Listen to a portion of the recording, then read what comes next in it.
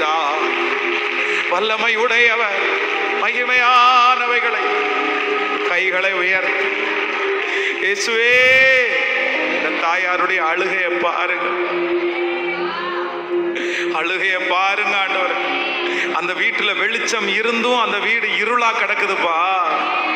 அந்த வீட்டுல லைட்டு போட்டும் அந்த வீடு இருளா இருக்குப்பா.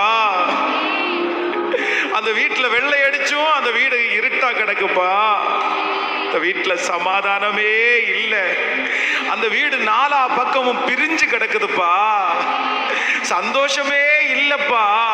ஒன்னா உட்கார்ந்து சாப்பிடல, ஒன்னா தூங்கல, ஒன்னா வெளியே போகல.